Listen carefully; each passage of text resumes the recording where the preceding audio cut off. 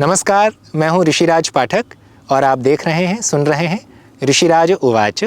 आज मैं आपके समक्ष मेरे पूज्य पिता श्री नारायण पाठक जी की रचना नारायण रचनावली के प्रथम खंड सद्गुरु महिमा एवं आध्यात्मिक उद्बोधन से एक भजन प्रस्तुत कर रहा हूं। इस भजन का शीर्षक है सीख लो गुरु से। गुरु से क्या सीखना चाहिए? आध्यात्मिक ज्ञान के अलावा गुरु से व्यावहारिक ज्ञान भी सीखना चाहिए।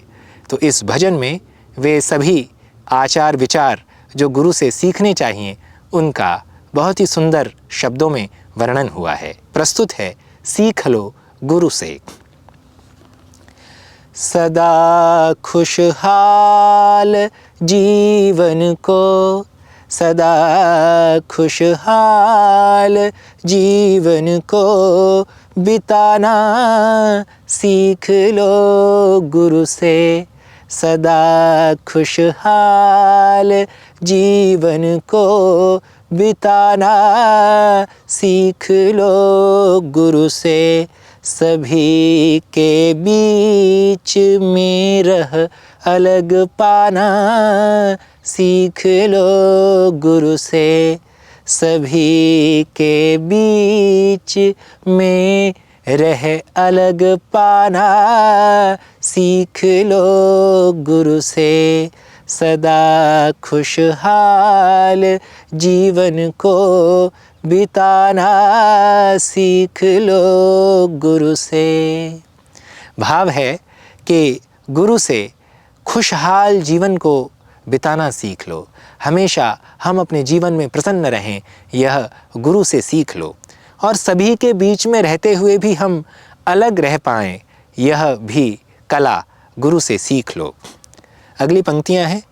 झंझटें देख भग जाना ये चाहे सीख लो जिससे। झंझटें देख भग जाना ये चाहो सीख लो जिससे। झंझटों बीच रह बचना, झंझटों बीच रह बचना बचाना सीख लो गुरु से। झंझटों बीच रह बचना बचाना सीख लो गुरु से। सदा खुशहाल जीवन का बिताना सीख लो गुरु से। सदा खुशहाल जीवन को बिताना सीख लो गुरु से। सभी के बीच में रह अलग पाना सीख लो गुरु से। झंझटें देखकर, झंझटों को देखकर भाग जाना, पलायन कर जाना, यह तो किसी से भी सीख सकते हो, पर झंझटों के बीच में रहते हुए स्वयं को बचना और दूसरों को भी बचाना, यह तो गुरु से ही सीखा जा सकता है। इसीलिए अपने जीवन को सदा खुशहाल बिताने के लिए गुरु से ये कला सीख लो। आँख औरों की में आने के लिए सज रहे सब ही। आँख औरों की में आने के लिए सज रहे सब ही। आँख अपनी में आकर के, आँख अपनी में आकर के सजाना सीख लो गुरु से। आँख अपनी में आकर के सजाना सीख लो गुरु से। सदा खुशहाल जीवन को बिताना सीख लो गुरु से। सभी के बीच में रह अलग पाना सीख लो गुरु से। दूसरे लोग हमें कैसा समझेंगे, इसके लिए तो हम सजते हैं। हम दूसरों की नज़र में आने के लिए अपना स्वयं का बहुत श्रृंगार करते हैं, पर हम अपनी नज़रों में कितने ठीक हैं यह हम ध्यान नहीं देते। हमें यह गुरु से सीखना चाहिए कि हम अपने व्यक्तित्व को अपनी नज़रों में कितना सही समझ रहे हैं, हमने कितना सत्य बोला, हमने कितना झूठ बोला। अपने अंतःकरण में झांक कर देखें और अपने व्यक्तित्व को अपनी आँखों में सही दिखने के लिए सजाएं। यह गुरु से ही कला सीखी जा सकती है। अगली पंक्तियाँ हैं, आँख औरों से अटकाना लगाना बच्चा तक जाने। आँख औरों से अटकाना लगाना बच्चा तक जाने। आँख ये अपने आपे से, आँख ये अपने आपे से लगाना सीख लो गुरु से। आँख ये अपने आपे से लगाना सीख लो गुरु से।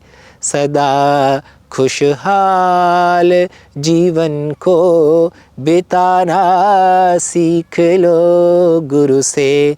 सभी के बीच में रह अलग पाना सीख लो गुरु से। दूसरे लोगों से आंखें अटकाना लगाना ये तो बच्चा भी जानता है, पर स्वयं से आंखें मिलाना, स्वयं की नज़रों में ठीक रहना, ये तो गुरु से ही सीखा जा सकता है। इसीलिए अपने आचार को, अपने आचरण को, अपने व्यवहार को, अपने व्यक्तित्व को हमेशा सुधारने के लिए हमें प्रयत्न करना चाहिए, गुरु से उपदेश ग्रहण करना चाहिए। यही भाव है। जीते जी जिंदगी बचने बचाने को वैद्य सब हैं।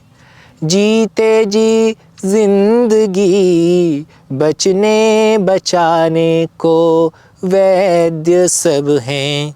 कोई हर पल ये बच बच कर, कोई हर पल ये बच बच कर मर जाना सीख लो गुरु से। कोई हर पल ये बच बच कर मर जाना सीख लो गुरु से। सदा खुशहाल जीवन को बिताना सीख लो गुरु से। सभी के बीच में रह अलग पाना सीख लो गुरु से। जीते जी अगर हम बीमार हो जाते हैं, हमें कोई रोग लग जाता है, तो जितने भी वैद्य हैं, डॉक्टर हैं, ये हमें ठीक कर देते हैं। पर प्रतिपल जीते हुए मर जाना, यह जो कला है, यह गुरु से ही सीखी जा सकती है। यह जो कला है, इसका अर्थ क्या है? वस्तुतः हम तो ये मान रहे हैं ना कि हम तो जी रहे हैं, ऐसा नहीं है। हमें जो हमारी सांसारिक अवधारणाएं हैं, जो हमारी जागतिक विचारधाराएं हैं, जो हमारे प्रत्यय संसार ने बना के दिए हैं, हमें उनमें मर जाना है। मैं ऋषिराज हूँ, यह याद रख कर जीना, यह जीना है। मैं ऋषिराज नहीं हूँ, यह याद रख कर जीना मर जाना है।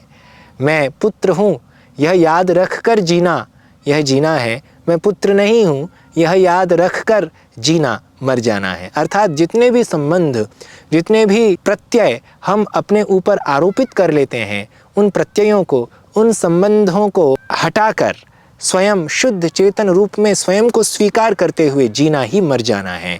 यहाँ मरने का अर्थ ये है कि हम संसार के लिए मरे हुए रहें, हम संसार से कोई अपेक्षा ना रखें, किसी की अपेक्षा से, किसी की निरपेक्षा से हमें कोई फर्क ना पड़े, वही जीते जी मर जाने के समान है। और ये एक बहुत अच्छी कला है जो गुरु से ही प्राप्त हो सकती है, और यह कला बिना आध्यात्मिक ज्ञान के संभव नहीं। आगे चलते हैं। अगली पंक्तियाँ जो इस भजन की अंतिम पंक्तियाँ भी हैं। सुखी सुख में दुखी, दुख में सभी ही रहते नारायण। सुखी सुख में दुखी, दुख में सभी ही रहते नारायण। परम आनंद में रहना, परम आनंद में रहना ठिकाना सीख लो गुरु से। परम आनंद में रहना ठिकाना सीख लो गुरु से सदा खुशहाल जीवन को बिताना सीख लो गुरु से सभी के बीच में रह अलग पाना सीख लो गुरु से। सुख में सुखी रहना और दुख में दुखी रहना ये तो सामान्य बात है, ये तो सभी के साथ है। तो हे नारायण, परम आनंद में रहना और परम आनंद में टिकाना या ठिकाना, परम आनंद में आवास, निवास, आश्रय, ये तो गुरु से ही सीखा जा सकता है। इसीलिए सुख और दुख से परे जो परम आनंद की सत्ता है उसमें हमेशा बने रहना, उसमें हमेशा उपस्थित रहना, यह जो कला है यह तो गुरु से ही सीखी जा सकती है, जो सभी के बीच में रहकर भी अलग होने जैसा है। तो इस प्रकार यह जो भाव है इस भजन में, सीख लो गुरु से, इसमें बहुत सारी ऐसी कलाएं सीखने का भाव वर्णित हुआ है जो कला हमें संसार में रहते हुए भी आध्यात्मिक साधक की उन्नति की ओर अग्रसर करती है और हमें निर्द्वंद्व रखती है, हमें मुक्त रखती है। और जीवन मुक्त के जो गुण हैं, जीवन मुक्त के जो लक्षण हैं, वे सब इस भजन में अत्यंत सरल रूप में, अत्यंत सरल शब्दों में वर्णित हुए हैं। आशा है यह भजन आपको रुचिकर और ज्ञानवर्धक लगा होगा। अगली श्रृंखला में अगले भजन के साथ पुनः उपस्थित होता हूँ। तब तक के लिए नमस्कार, धन्यवाद।